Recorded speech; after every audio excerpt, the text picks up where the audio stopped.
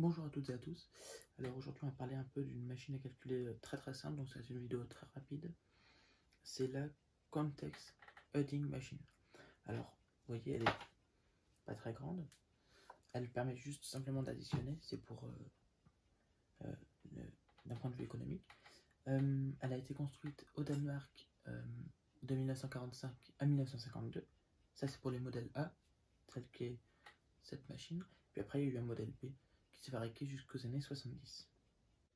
Donc voilà la machine d'un point de vue général. Alors nous avons les diverses rangées nous permettant d'inscrire les chiffres dans le compteur.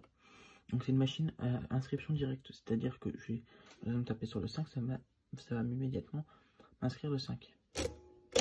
Voilà. Et puis nous avons la remise à 0 qui s'affiche ici.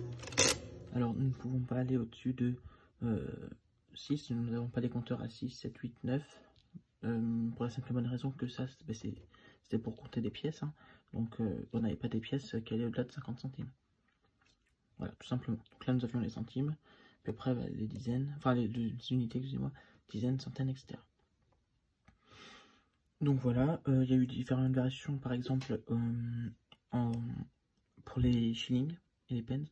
Donc on va avoir, au lieu d'avoir un système décimal, donc c'est-à-dire que là si je fais 5 plus 5, la retenue va se faire à partir du 9, et puis après on va passer le 1 sur la colonne d'à côté pour former le 10.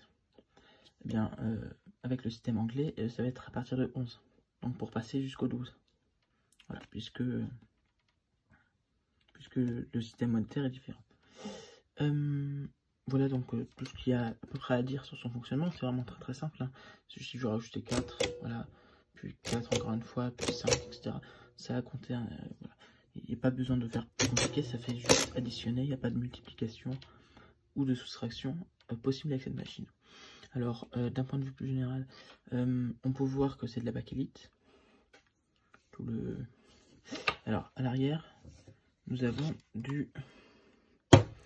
un composé qui est utilisé dans les circuits imprimés, c'est le Pertinax. Voilà, tel que aussi sur les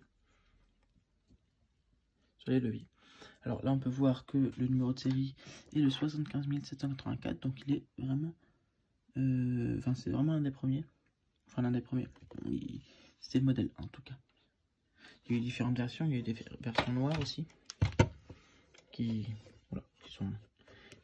fonctionnent sur le même principe, mais sont un peu différentes esthétiquement.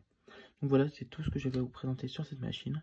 Puis n'hésitez pas à vous abonner et voilà, à regarder les autres vidéos.